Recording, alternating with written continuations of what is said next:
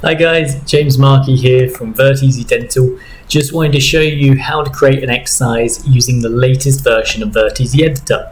So we're going to do standard exercise, and this is for creating teeth from the library, adding in caries. We don't have to add an image straight away, we can do that a little bit later.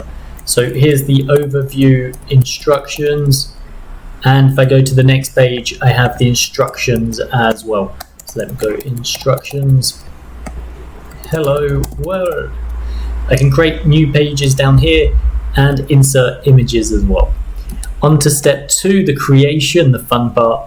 I can import from library or import an external STL. So that's what I'm going to do, and I'm going to import a segmentation and intraoral scan from a patient. So let me do segmentation solid. I can then choose the material, so I'm going to choose the enamel. I can choose the density, so here is actually a default one for enamel, and let me change that to jawbone. And then the transparency just helps us visualize what's going on. If I want to remove this gizmo so I can see it better, I just click the pencil icon, and now I can turn this around and I can see my intraoral scan. The segmentation that was done from a CT scan. I can hide the floor marker just there, and then I can use this to take a snapshot from the 3D view. If I go back to step 1 and the overview, you'll see that it's now added that image for me, so I can stay within Virteasy Editor. Then what I can do up here from the solid, I can change to create the caries. I can import a shape from the library or my own STL.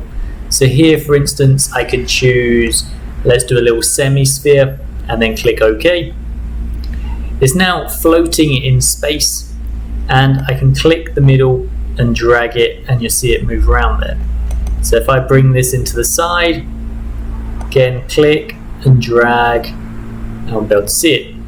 I can increase the transparency if I want to, and if I went back to solid editor, I can decrease the transparency of the external shape.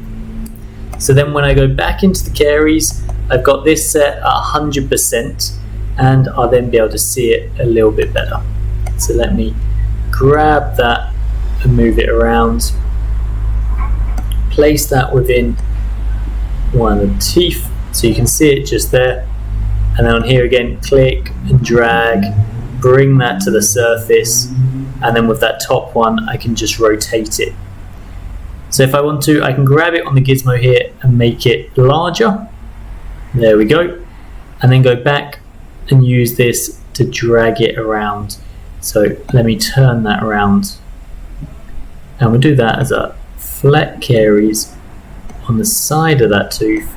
I just click and drag that in, and we'll just match it up to the contour of that tooth. There we go. So there we have it. We've fairly easily created a caries on the side of that tooth, and we can play around with it and make it a little bit more accurate if you want to.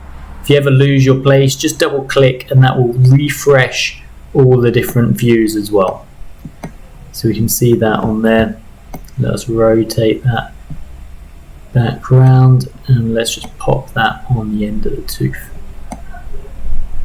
There we go, that's good enough for now. Then we'll go into the target, and then you can define the caries as the target.